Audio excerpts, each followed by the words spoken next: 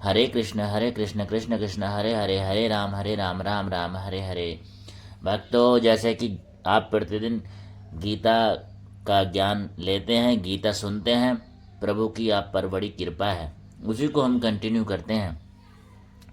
यामिमां पुष्पितां वाचां प्रपद्यन्ति पश्यते वेदबाधारता पार्थ न्यायदस्ति नीति बादिने कामात्मान स्वर्गपरा जन्म कर्म फलदप्रदां क्रिया विश्लेषण बहुलमा भोगे भोगे श्रेयगति प्रीत।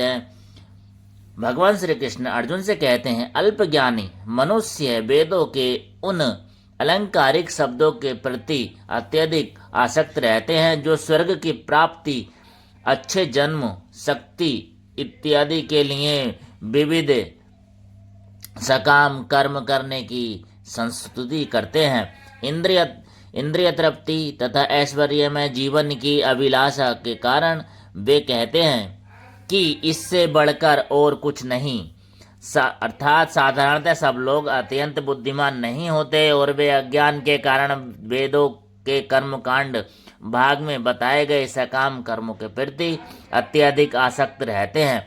वे स्वर्ग में जीवन का आनंद उठाने के लिए इंद्रिय तृप्ति कराने वाले प्रस्तावों से अधिक और कुछ नहीं चाहते। जहाँ मदिरा तथा तरुणियाँ उपलब्ध है और भौतिक ऐश्वर्य सर्व सामान्य है, वेदों में स्वर्गलोक पहुंचने के लिए अनेक यज्ञों की संस्तुति है, जिनमें ज्योतिष्टोम यज्ञ प्रमुख है। वास्तव में वेदों में कहा गया है कि जो स्वर्ग जाना चाहता है उसे ये यज्ञ संपन्न करने चाहिए, और अल्पज्ञानी पुरुष सोचते हैं कि वैदिक ज्ञान का सारा अभिप्राय इतना ही है। ऐसे लोगों के लिए कृष्ण भावना अमृत के दृढ़ कर्म में स्थित हो पाना अत्यंत कठिन है। जिस प्रकार मूर्ख लोग विषैले वृक्षों के फूलों के प्रति बिना यह जाने कि इस आकर्षण का फल क्या होगा आसक्त रहते हैं, उसी प्रकार अज्ञानी व्यक्ति स्वर्गीय ऐश्वर्य तथा तन्जनित इंद्र भोग के प्रति आकृष्ट रहते हैं। वेदों के कर्मकांड भाग में कहा गया है, अपाम सोमृता अभुम तम अक्षयम हैवम चतुर्मायस्यानि जिन सुकृंत भवती। दूसरे शब्दों में, जो लोग चतुर्मास तप करते हैं वे अमर तथा सदा सुखी रहने के लिए सोमरस पीने के अधिकारी होते हैं। यहाँ तक कि इस पृथ्वी में भी कुछ लोग सोमरस के लिए अत्यंत इच्छुक रहते हैं, जिसमें वे बलवान बने और इंद्रिय तृप्ति का सुख पाने में सामर्थ्य हों।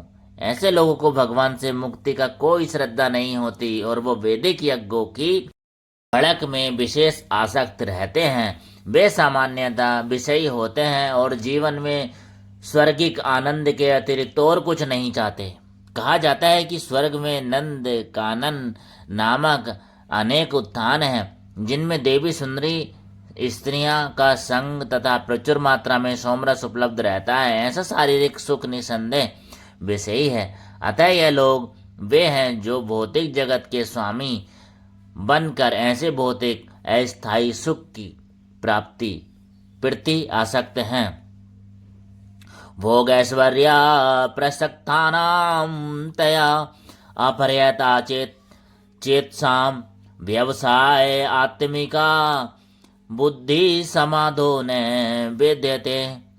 अर्थात भगवान श्री कृष्ण अर्जुन से कहते हैं, जो लोग इंद्रिय भोग तथा भौतिक ऐश्वर्य के प्रति अत्यधिक आसक्त होने से ऐसी वस्तुओं से मोहग्रस्त हो जाते हैं, उनके मनों में भगवान के प्रति भक्ति का दृढ़ निश्चय नहीं हो पाता।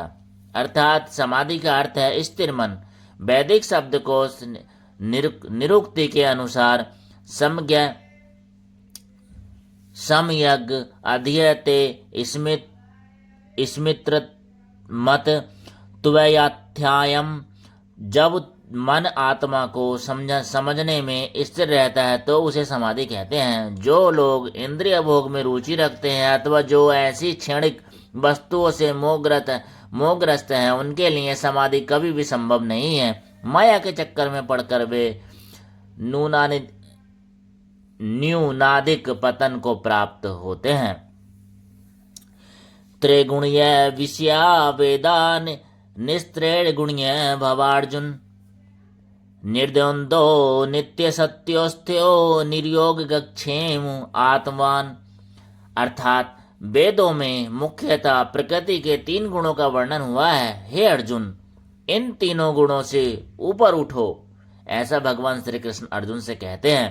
समस्त द्वैता और लाभ तथा सुरक्षा की सारी चिंताओं से मुक्त होकर आत्मपरायण बनो। अर्थात सारे भौतिक कार्यों में प्रकृति के 3 गुणों की क्रियाएं तथा प्रतिक्रियाएं निहित होती हैं। उनके उद्देश्य कर्मफल होता है जो भौतिक जगत में बंधन का कारण है।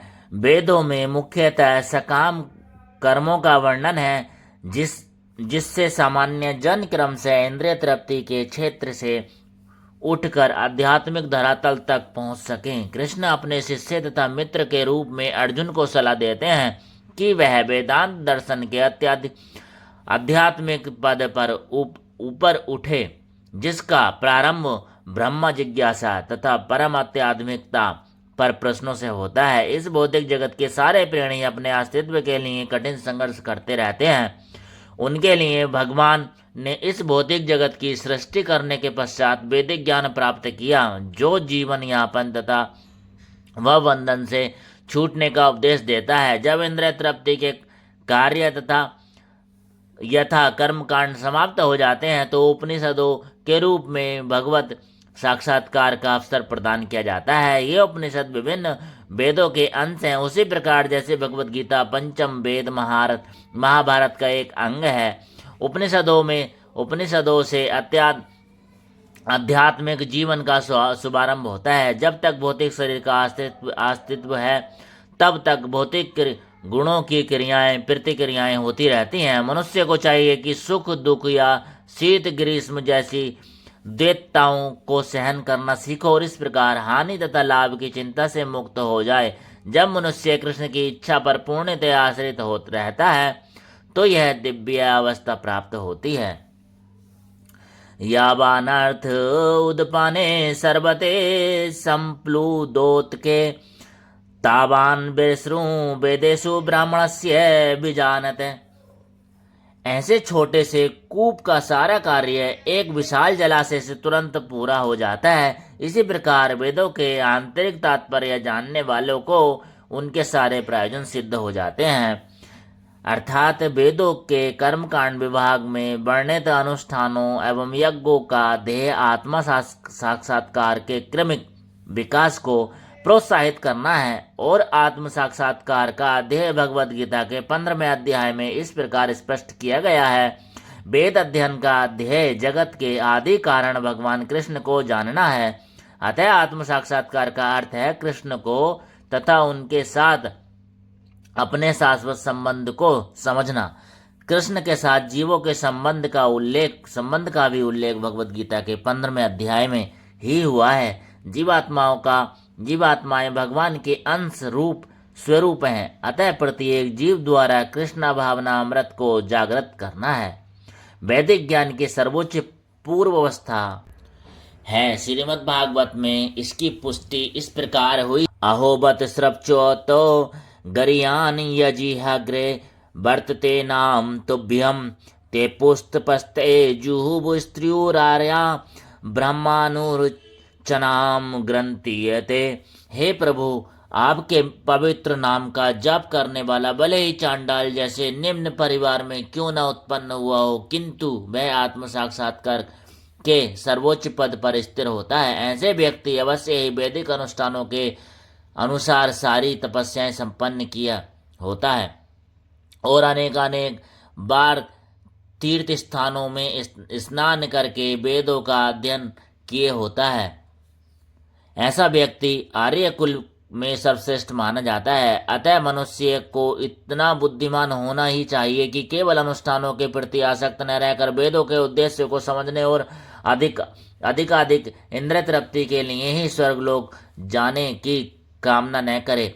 इस युग में सामान्य व्यक्ति के लिए न तो वैदिक अनुष्ठानों के समस्त विधि विधानों का पालन करना संभव है और ना ही सारे वेदांत तथा उपनिषदों का स्वर सर्वाग अध्ययन कर पाना सहज है। वेदों के उद्देश्य को संपन्न करने के लिए प्रचुर समय, शक्ति, ज्ञान तथा साधन की आवश्यकता होती है। इस युग में ऐसा कर पाना संभव नहीं है, किंतु वैदिक संस्कृति का परम लक्ष्य भगवान नाम कीर्तन द्वारा प्राप्त हो जाता है, जिसकी संतुति पतित आत्माओं के उद्धारक भगवान चैतन्य द्वारा हुई है। जब चैतन्य ने महान वैदिक पंडित प्रकाशानंद सरस्वती से पूछा कि आप वेदांत दर्शन का अध्ययन न करके एक भावुक की भांति पवित्र नाम का कीर्तन क्यों करते हैं, तो उन्होंने उत्तर दिया कि मेरे गुरु ने मुझे बड़ा मूर्ख समझकर भगवान कृष्ण के नाम का कीर्तन करने की आज्ञा दी, अतः उन्होंने ऐसा ही किया और वो बेपागल की भांति भावोन्मत्त हो गए। इस कलयुग में अधिकांश जनता मूर्ख है और देवता और वेदांत दर्शन समझ पाने के लिए पर्याप्त शिक्षित नहीं है। वेदांत दर्शन के परम उद्देश्य की पूर्ति भगवान के पवित्र नाम का कीर्तन करने से हो जाती है। वेदांत वैदिक ज्ञान की परिकाष्ठा है और वेदांत दर्शन के प्रेरणा तथा ज्ञाता भगवान कृष्ण है। सबसे बड़ा वेदांती तो वह महात्मा है जो भगवान के पवित्र नाम का जप करने में आनंद लेता है। संपूर्ण वैदिक रहस्यवाद का यही चरम उद्देश्य है, अर्थात इस कलयुग में भगवान की प्राप्ति करना इतना साधारण नहीं है, लेकिन अगर आप नाम कीर्तन आप निरंतर करें तो आपको बहुत आसानी से भगवत प्राप्ति हो सकती है। कर्मणि वे अधिकारते माम फलेषु कदाचन माँ कर्म फल हेतु भूमास ते संगण अस्तु अकर्मणि। अर्थात तुम्हें अपना कर्म यानी कर्तव्य करने का अधिकार है, किंतु कर्म के फलों के तुम अधिकारी नहीं हो। तुम न तो कभी अपने आप को अपने कर्मों के फल का कारण मानो, न ही कर्म न करने में कभी आसक्त हो। अर्थात यहाँ पर तीन विचारणीय बातें हैं, कर्म, विकर्म तथा अकर्म। कर्म वे कार्य हैं जिनके उद्देश्य प्रकृति के गुणों के रूप में प्राप्त किया जाता है। अधिकारी की सम्मति के बिना किए गए कर्म विकर्म कहलाते हैं। और अकर्म का अर्थ है अपने कर्मों को न करना। भगवान ने अर्जुन को उपदेश दिया कि वह निष्क्रिय न हो, अपितु फल के प्रति आसक्त हुए बिना अपना कर्म करें। कर्म फल के प्रति आसक्त रहने वाला भी कर्म का कारण है। इस तरह वह ऐसे फल कर्मों को भोगता है। जहाँ तक निर्धारित कर्मों का संबंध है, वे तीन उपश्रेणियां के हो सकते हैं, यथा नित्य कर्म, आपत्तिकालीन कर्म तथा इच्छित कर्म। नित्य कर्म फल की इच्छा बिना शास्त्रों के निर्देश अनुसार सत्वगुण में रहकर किए जाते हैं। फल युक्त कर्म बंधन के कारण बनते हैं। ऐसे कर्म अशुभ हैं। हर व्यक्ति को अपने कर्म का अधिकार है, किंतु उसे फल में अनासक्त होकर कर्म करना चाहिए। ऐसे निष्काम कर्म निसंदेह मुक्ति पथ की ओर ले जाने वाले हैं। अतः भगवान ने अर्जुन को फलासक्ति रहित होकर कर्म के स्वरूप में युद्ध करने की आज्ञा दी। उसका युद्ध विमुख होना आसक्ति का दूसरा पहलू है। ऐसी आसक्ति से कभी मुक्ति पथ की प्राप्ति नहीं हो पाती। आसक्ति चाहे स्वीकारात्मक हो या निषेधात्मक, वह बंधन का कारण है, अकारण पाप में है। अतः कर्तव्य के रूप में युद्ध करना ही अर्जुन के लिए मुक्ति का एकमात्र कल्याणकारी मार्ग था। शेष चर्चा आगे। हरे कृष्णा हरे राम राम राम हरे हरे। हे भगवान कृष्ण, श्लोक पढ़ने में त्रुटि हो जाती है, क्षमा करें प्रभु, आपकी शरण में हूँ प्रभु। हरे कृष्णा हरे राम राम राम हरे हरे।